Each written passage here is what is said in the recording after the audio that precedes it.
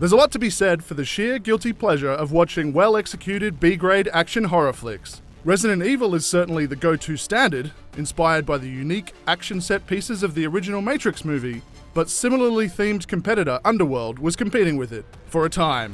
While Resident Evil embraced the inherent silliness of sequel escalation, Underworld sticks to its Matrix-inspired guns, ultraviolet ammunition and all, for better or for worse. And now we've reached the 5th Underworld in the series, it definitely feels worse over better. Even as a guilty pleasure Underworld fan, I found the prologue for Underworld Blood Wars as essential as it was confusing. So it can jump into the latest melodrama as fast as possible, the prologue moves quickly to get you up to speed with critical backstory for returning protagonist Celine, played by Kate Beckinsale.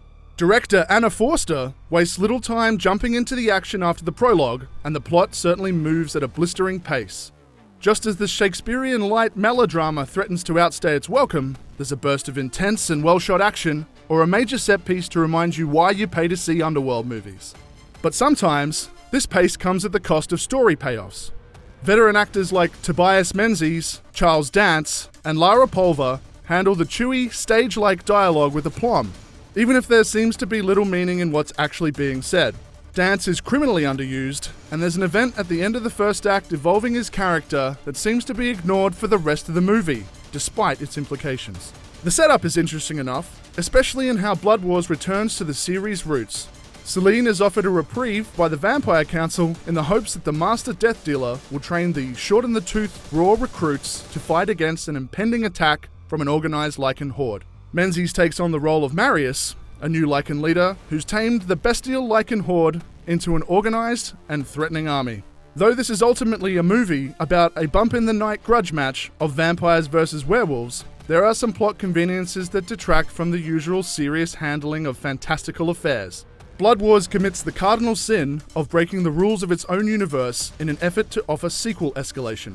That mostly grounded universe forged across the previous 4 movies is thrown out the window towards the end of the second act with the introduction of a poorly explored supernatural component. Many of the events of the movie ultimately add up to nothing in terms of their contribution to moving the series forward. There's one spoilerific component that creates room for a sequel, but in terms of the core thrust of the movie, the plot falls flat and delivers disappointing closure on one of the core motivations it pledges to explore from the outset. In the shaky cam days of Jason Bourne, though, Forster thankfully opts for well-shot and clear-focused action that highlights some great sequences, even if there's not a whole lot of originality at play. Beckinsale carries the movie with the same tact she has in the past, as a character chiseled out of granite with very little emotion who is at the top of her game when it comes to kicking ass.